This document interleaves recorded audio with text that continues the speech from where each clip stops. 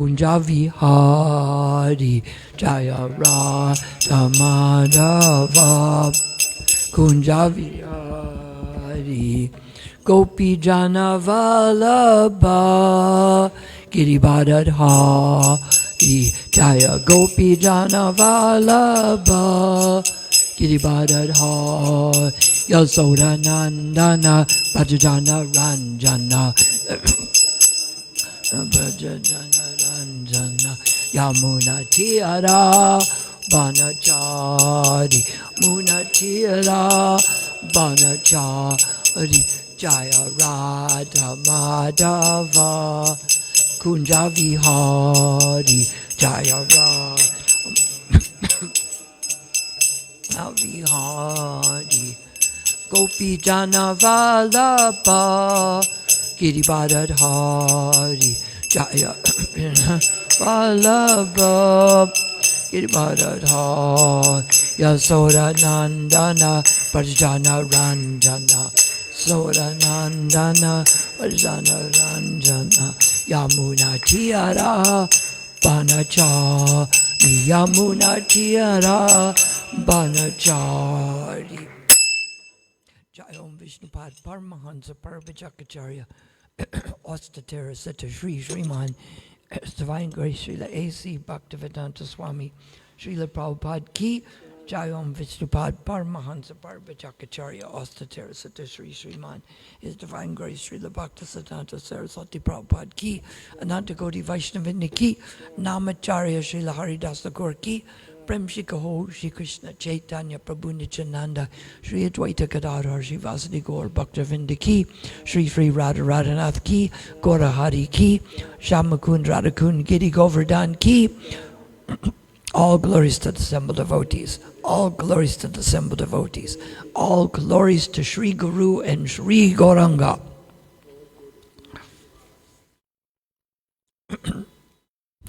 So we'll pass out the sheets because we are going to read from the 4th canto, the 14th chapter, verses 30 and 31. And while we're chanting the invocation, we can pass out these sheets. Om Namo Bhagavate Vasudevaya. Om Namo Bhagavate Vasudevaya. Om Namo Bhagavate Vasudevaya.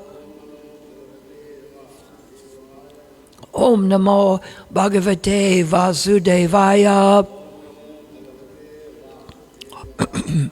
So you probably only have verse 31 on the sheet. Is that correct? Okay, so I will read verse 30 through one time, and the word for word, and the verse, and then we will chant 31 responsively. Iti te, okay, I'll just read it through. Iti te satkritastena dvija pandita manina Bhagnayam bhava yachnayam tasmai vidura chakrudaha. Word for word. Iti, thus. Te, all the great sages. Asat kritaha, being insulted. Tena, by the king. Dvija, the brahmanas. Pandita manina, thinking himself to be very learned. Bhagnan, being broken. Bhavya, auspicious. Yachnayam, their request. Tasmai, at him. Vidura, O Vidura. Chakrudaha, became very angry. Translation. My dear Vidura, all good fortune unto you. The foolish king, who thought himself very learned, thus insulted the great sages.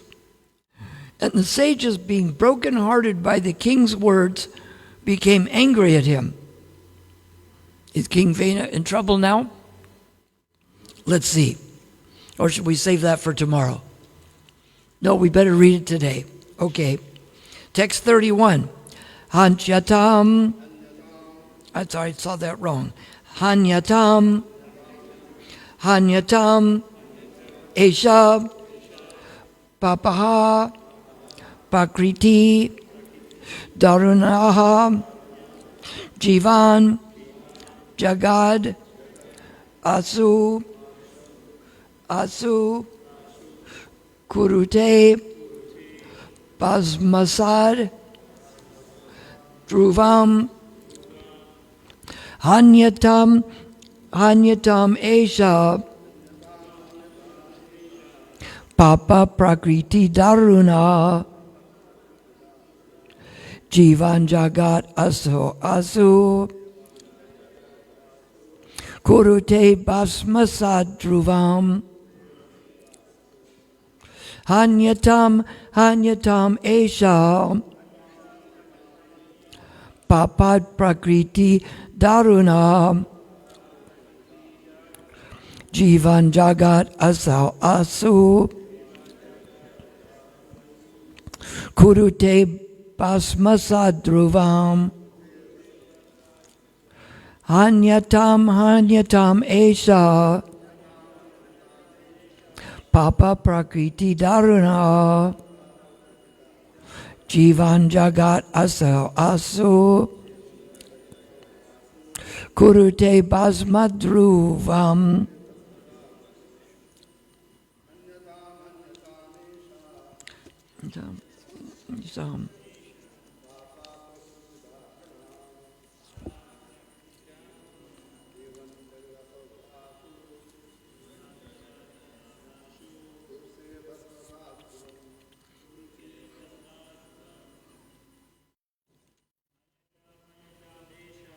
Hanyatam Esha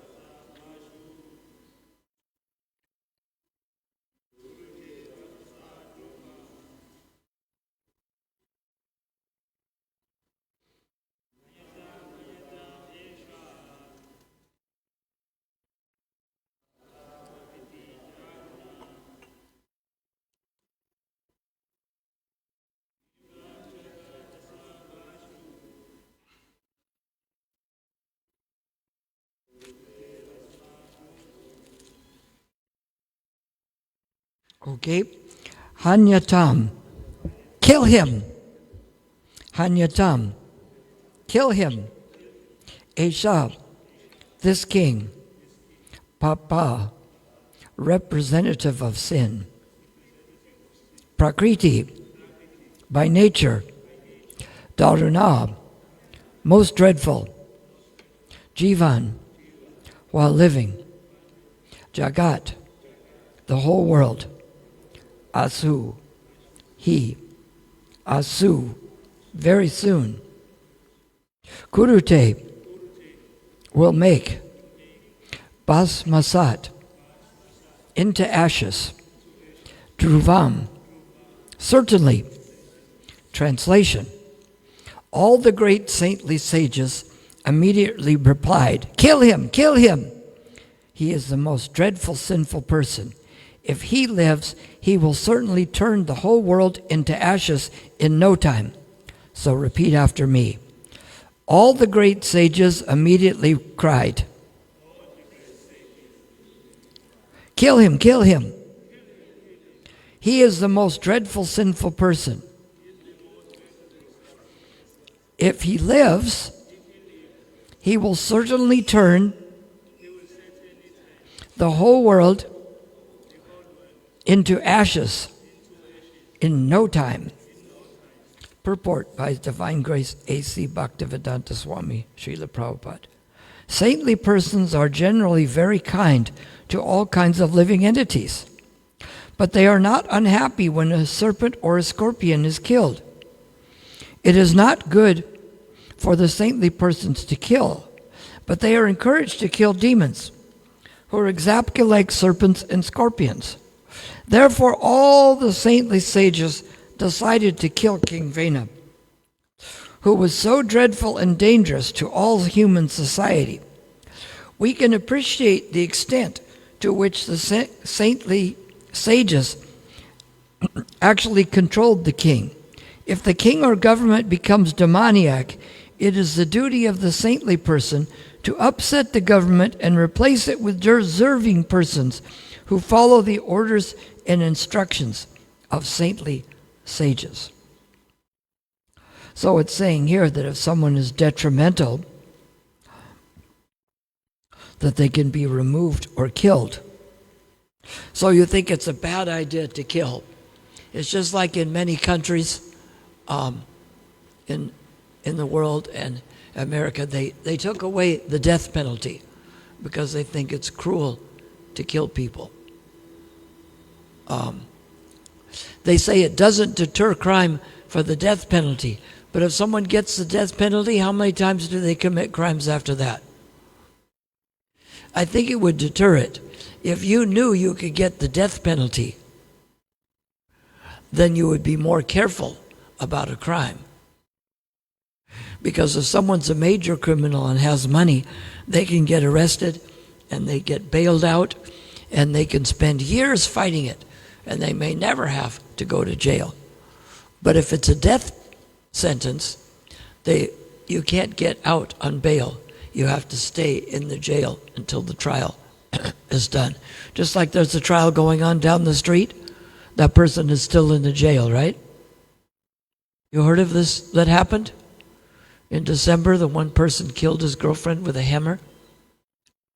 So would killing such a person, would that be a bad thing? Who says it would be bad? You don't think killing is bad?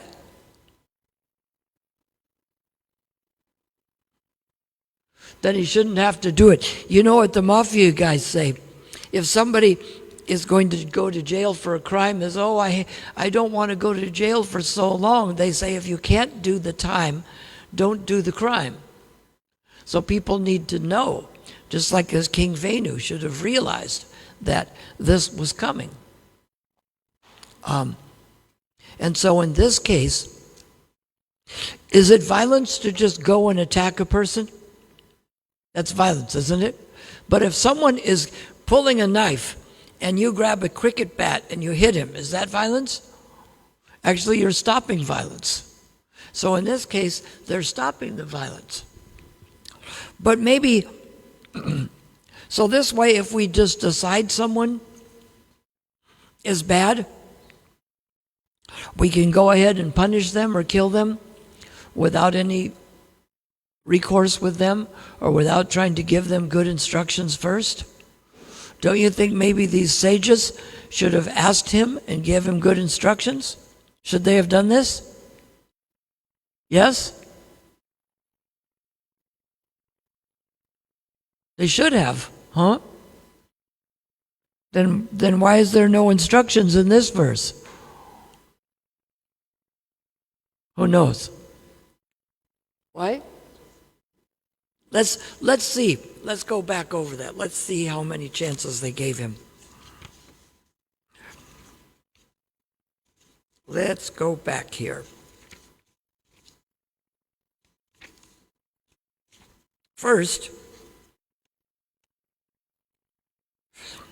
in verse 13, the great sages having decided, approached King Vena, concealing their anger, they pacified him with sweet words. So first, you have to try the different things that come up, right? Just like I said, when the 3-unit building that our family owns, when the people are screaming for the other tenants who were there before me, and they're saying, if you're hiding them, we're going to come back after you and your whole family. I thought I'd wait to see what's really going on. Then they said, well, can you do us a favor and show us that they're not there? And then I said, okay, the 3 guys stay down below and let the girl come up the stairs. And when I showed her around, she said, thank you for showing me they're not there. And I said, here's a piece of friendly advice. First, you threatened me, and then you asked a favor. It might be smarter next time to ask for the favors first. So you don't go straight to antagonistic. If I say, can I threaten you today and ask for favors tomorrow? People just look at you funny when you say that. Now, if you really have to follow through, then you do it. You don't make threats and back off. You start by trying to pacify the person, by trying to understand. And then you know if that doesn't work, you've tried everything. So this is the way with the conflict resolution. Should Krishna have done this with the battlefield of Kurukshetra? Or did he just go to war with the... Didn't he go to war? But did he try before that? After he killed Kamsa, which was like more than 100 years before the war, he sent Akrura to go check out the Kurus and the Pandavas. And before that, he went to negotiate. After that, he went to negotiate with the Kurus that let them have something. Let's work something out so that everybody has what they want. And Duryodhana says, we'll just capture you. And when Krishna showed part of his universal form to show, it isn't going to work, you can't capture me. Just like Mother Yasoda tried to catch Krishna and tie him up. And he only let her tie him up because the rope was 2 inches short. And she got more rope, it was still 2 inches short. And more rope, it was still 2 inches short. He said, Mother, you can't tie me up unless I allow you to tie me. So, he couldn't tie Krishna up. Duryodhana says, I don't care if you're God. I still want the kingdom and I want to fight. I don't care. I want what I want when I want it. This is a demonic mentality. They're not looking at the reality. They just want what they want. So let's go back over what the sages did. They thought they'd try to pacify him first, conceal their anger, because you don't want to act on this out of anger. If the person did something wrong, or if he needs to be stopped, then you stop him out of a matter of duty, not because you're angry. That's what Krishna was trying to show Arjuna in the battlefield. If someone is arrested in a law case, say like the murder case, usually what happens is the people who don't like that person just assume they're guilty. And the people who like them just assume they're innocent. But it doesn't work that way. You have to hear all the facts.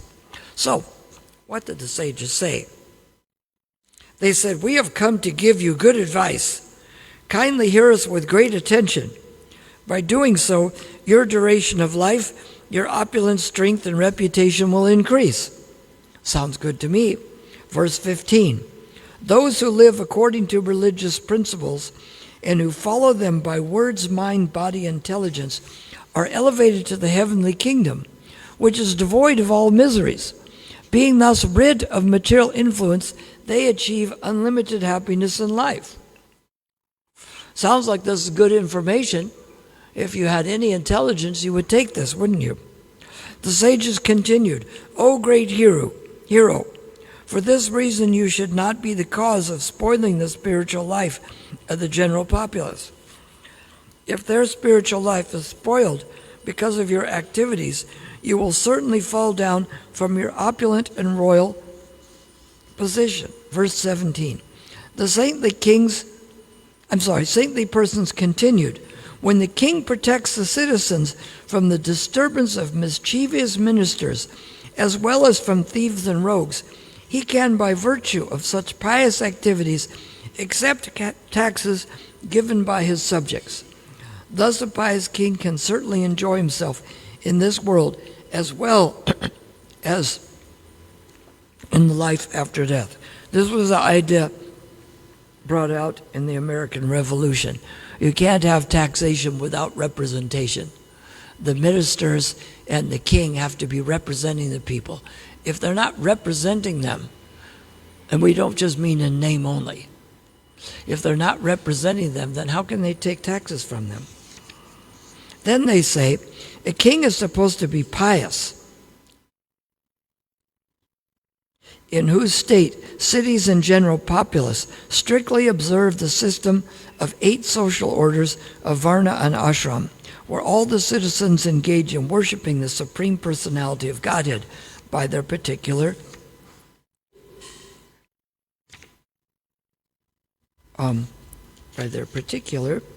occupations. Text 19, O noble one, if the king sees that the Supreme Personality of Godhead, the original cause of the cosmic manifestation, and the supersoul within is worshipped, the Lord will be satisfied. Text 20, the Supreme Personality of Godhead is worshipped by great demigods, controllers of universal affairs. When he is satisfied, nothing is impossible to achieve. For this reason, all the demigods, presiding deities of different planets, as well as the inhabitants of their planets, take great pleasure in offering all kinds of paraphernalia for his worship. Text 21.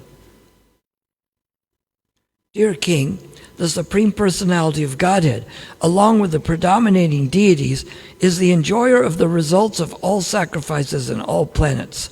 The Supreme Lord is the sum total of all three Vedas, the owner of everything and the ultimate goal of all austerity. Therefore, your countrymen should engage in performing various sacrifices for your elevation. Indeed, you should always direct them towards the offering of sacrifices. Text 22. When all the Brahmins engage in performing sacrifices in your kingdom, all the demigods, who are plenary expansions of the Lord, will be very much satisfied by their activities and will give you your desired result. Therefore, O hero, do not stop the sacrificial performances. If you stop them, you will disrespect the demigods. So they spent the time to give them all kinds of good advice and good information. And because of this, Venu accepted their instructions and led the country properly. Is that correct? Is it? Did he reply nicely afterwards? Who says he replied nicely afterwards? Did he say sweet words and follow them up with commitment? What did he say? You are not at all experienced. It is very much regrettable that you are maintaining something which is not religious and are accepting it as religious. Indeed, I think you are giving up your real husband who maintains you and are searching for some paramour to worship. Those who out of gross ignorance do not worship the king, who is actually the Supreme Personality of Godhead, experience happiness neither in this world nor after death. You are so much devoted to the demigods. But who are they? Indeed, your affection for these demigods is exactly like the affection of an unchaste woman who neglects her married life and gives all attention to her paramour.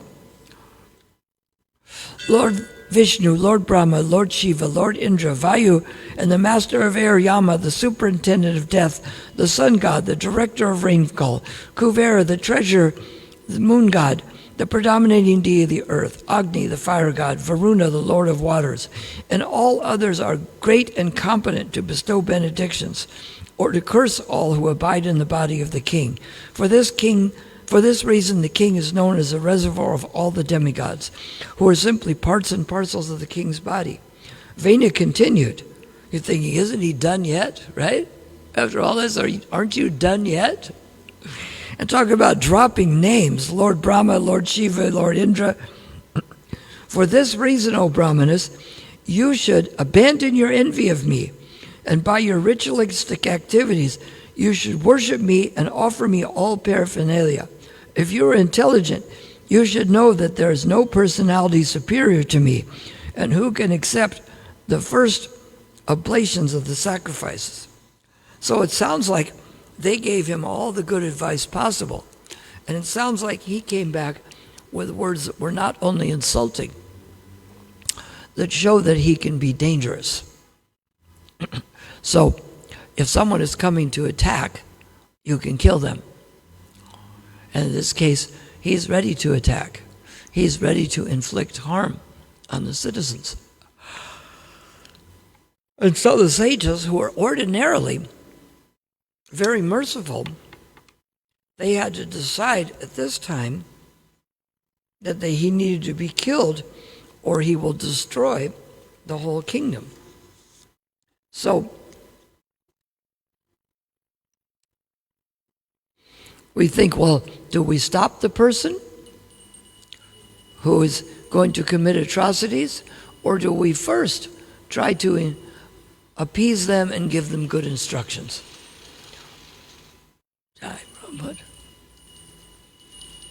Actually, both are true, because you want to exhaust all the possibilities first. You want to find out if he's willing to listen to good reason. You can't just attack him without seeing if he's willing to change. Sometimes people change. You give them a chance. And if even after hearing so many instructions on the matter, that's like we hear in the 10 offenses, if someone maintains material attachments, even after understanding so many instructions on this matter. So is it an offense to have material attachments? The offense is to maintain them, to feed them, right? Don't keep improving on them. Don't keep worshiping them like worshiping King Vena. So we don't maintain them. We don't maintain a king like Vena. But he was given all the opportunities, and it was concerned that he was dangerous. Then the sages had to stop him. But you see now, just like Krishna exhausted all the possibilities before he went to war, and the sages exhausted all the possibilities before they had to kill King Vena. We have to be willing to try to appease the leaders, give the people a chance to rectify themselves, and then if they don't, then we have to take action that protects the innocent. You don't want the punishment to be where you can punish anyone just by accusing them. This was like the Salem witch trials. That's why they call it a witch hunt, because some people would accuse people of being witches in Salem, even their friends. You know why they would do this? If you can accuse someone of being a witch and they get convicted in court, then you're allowed to own their property. That makes them bad and you good, right? Does it? No, it isn't true. You made them look bad, but actually you're the one that's bad because you're falsely accusing them just so that you can take their property. And then they would burn them at the stake. So just because you're accusing someone of a crime doesn't mean they're guilty of it. So that was a witch hunt where they would just look for witches that weren't there. They would look for things that weren't there and accuse them and burn them at the stake and take their property. But in this case, they've given King Vena all the chances to rectify himself. And when he couldn't do it, he had to be killed. So in this day and age, it's a tricky thing because we have different kinds of leaders and people put out so much propaganda that it's hard to know what the truth is. So we have to study the history. We had to study, like in this, what the sages did with people who were godly people, what they did with people who were demoniac, and what they did with people who didn't King Vena kill the children he was playing with? Was that earlier? He would go out to play with the children and he'd kill some of them. After that, you probably wouldn't send your other children to play with him. That's a bad sign. So when someone acts in this way, they may have to be removed. But in this day and age, we have so many rulers that aren't as good. But in this day and age, we have to kill the demoniac tendencies, like Lord Nityananda did with Jagai and Madai. And Lord Chaitanya even went to the Qazi, who was trying to stop the Sankirtan, and he told them they have to engage in the civil disobedience, which is something that Mahatma Gandhi picked up and Martin Luther King picked it up to demonstrate, but do it in a way that's civil. We don't just go out and kill tit for tat. I kill some, you kill some, and we go back and forth. We find that's the problem with so many of these things, like with Hamas in Israel. They come and attack a music concert and kill the people in Israel. So then they bomb the Gaza and kill some Palestinians there. So then they turn around and attack Israel. And they turn around and attack again. This is called the tit for tat. It doesn't really stop what's going on. There's always somebody new to take it over. And the whole behavior has to be changed. That a leader has to be fair to the people and provide them with the opportunities that they need. We find that sometimes leaders are willing to help the people out, but not until they take something themselves. Would it surprise you to know that some of the leaders themselves might be the thieves and rogues? What? It wouldn't surprise you? It's what? It does happen, doesn't it? So then it's like Krishna says in Bhagavad Gita that he has to work, because if he didn't work, other people would follow his example. And whatever great men do, the common men will follow. And whatever feats he does by exemplary acts, they will try to replicate that. So if the leaders themselves are not honest, how will you get an honest citizenry? We found that that's how the whole Protestant reform came around in the Christian church. Because the Pope is supposed to be an enlightened person, and he's supposed to be a celibate monk. But he had illicit children. Now celibate monks, how many celibates have illicit children?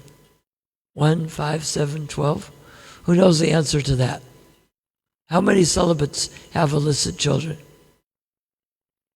How many? 2? How many? None. Yeah, none, because then they're not celibate, right? It's like they asked Prabhupada, what about the false guru? Prabhupada says there's no false guru. If he's guru, he can't be false. If he's false, he can't be guru. So they can't be celibate monks. So when the people came to Rome to celebrate the 1500th anniversary of Christ's birth, they did all kinds of debauched things. Because if the leader can't follow, how can the followers follow? Or they do follow, but they're following because parents that tell their children, don't do as I do, do as I say. And especially the more authoritarian they are, like I know just what to tell you, the more the child wants to take after them. Quite often the abusive parent that says, you better be good or I'm not going to love you and I'm going to punish you and I'll just get rid of you. That kind of parent, they're so willing to follow them because they think this person is so strong. And we see that in abusive families, that people come that way. And it doesn't mean that they're good people. You have to not be abusive. You only stop someone because you're stopping them from hurting other people. And the sages took all kinds of recourses before they actually just went straight to killing him. Just like I did with the people who were threatening. First they found out what was going on and gave them some advice, and then I realized they weren't angry at me, and when I gave them the good advice, they listened.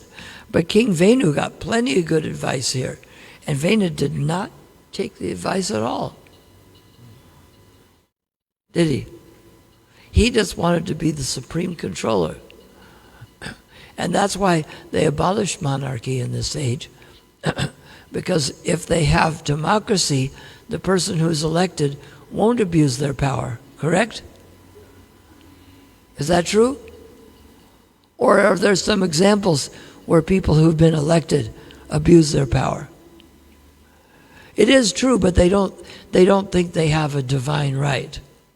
And in the countries where they can either vote someone out or take them out, is very strange. Just like in Australia, the Governor General from England fired the Prime Minister. Australia is not part of England. How can he fire him? He took him out. We see this in many countries, that a military comes and takes the leader out under some false claim about what they've done. And yet they do worse things. So we see, unfortunately, this is the Kali Yuga. And in this age, we can't just kill the people, but we have to try to promote what is good. And for us to think that one government has all bad people and one government has all good people is fallacious thinking. Like some people think, look what some people have done in the government. Everybody there is bad. Well, that's a bad assumption to make.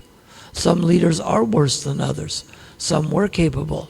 If we look in the past history of South Africa or America, some were capable, some of them have been very bad. But it's not true to just think all of them have done bad, or to think that Indians and blacks can't govern a country, or none of them are honest.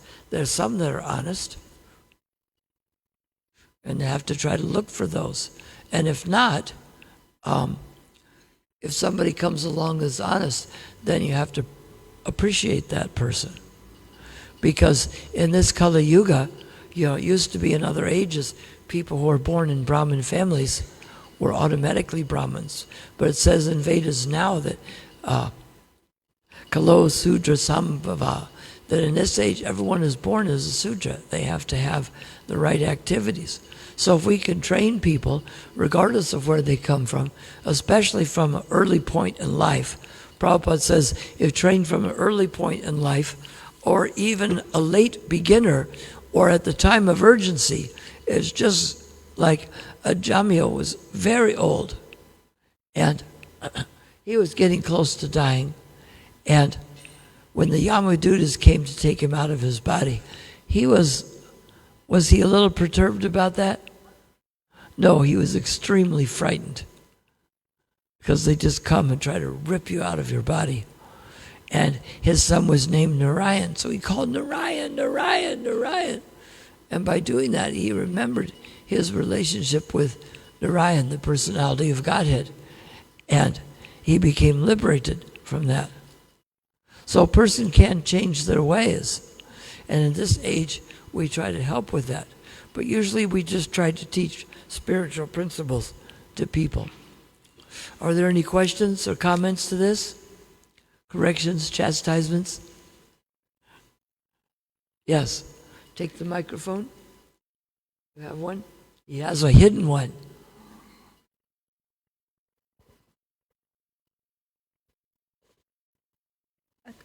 According to these instructions, they said to kill the king. Should devotees are generally not interested in politics of whichever country they live in, or some devotees are. Yes. But generally, our mind is not inclined towards politics. When we do Harinam and book distribution and all of that, is it our way of following those instructions? Because obviously we can't kill; it would be murder in normal material society. Well, you see murders going on when you're doing Harinama, and then you shoot the people, make them pay for it? I think they have to go through a due process of law. What we try to do is just give out the instructions and get people to become God conscious. Because Arjuna asks in the 13th chapter of Bhagavad Gita, what is the field of activities and who is the knower of the field? And Krishna says, your mind and body are your field of activities, and you are the knower of that, and only I am the knower of the other fields. And then he says, better to do your own duty, even if imperfectly performed, than to do another's duty. So it's our duty to go out and find the people we think are bad and just kill them on the spot? Is that our duty? But I thought Krishna gives salvations to the enemies that he kills. So should we think that about ourselves? Shouldn't we be like Krishna? No, in some ways. No? We'd be like Lord Shiva and drink an ocean of poison? No. So no, we shouldn't imitate that. No, don't drink an ocean of poison. Don't even drink a little. I'm talking in the nominative case. I go, he does bad things, and we shouldn't be like him. He does robberies. He steals things. He's dishonest. That would be the nominative case. The objective case is people who are dishonest should not be trusted. And we should try to find people who are honest. We take it away from it being a personal issue to a principal issue, because it's more important for us to educate people on what are the bad qualities than to just say he's bad. You want people to know, like in the 16th chapter of Bhagavad Gita, Krishna talks about the demoniac natures. But he doesn't name people. He doesn't say this one's a demon and this one's a demon. He just talks about the qualities. And then you can see from those people who has the divine qualities and who has the demoniac. Just like we see in the Gita what the modes of nature are, we don't find out what mode of nature people are generally in and make them wear a little sticker that says ignorance, passion, or goodness. And then every month they get a chance to rectify themselves and move up. Is that what we do? No, they don't wear a badge. But sometimes they show which mode they're in by their actions.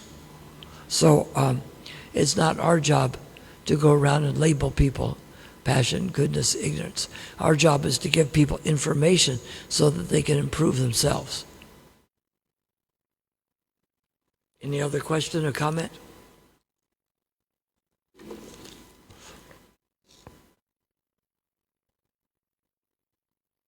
Yes? You have one? Can you comment on this? Tell me what you think of South Africa today. About South Africa today. What do we need to do for South Africa? So what's the main thing we need to do? Reports books. Do what? I don't have a second time. Yes, because people hear the holy name, they get purified. And then people know that you conserve energy. Like if you're in the room, you turn the lights off, because the more people use energy, the more strain they put on the equipment. So people can conserve energy. That helps. Not waste the energy. And by giving people good qualities, then they will gradually be able to fix some of these things. But sometimes we just have to do without certain things. If they destroy the environment, then none of these things will work. If they switch to solar and wind power, they'd have plenty of extra electricity, but they're still stuck on oil and coal. Just keep doing things the same way. That's why the Naradama, he just does what everyone else do. Regardless of whether it's good or bad, we just do what we've always done.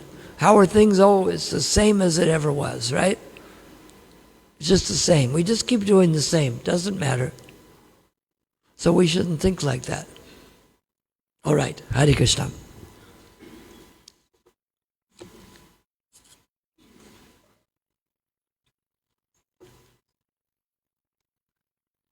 Want to put the Bhagavatam away?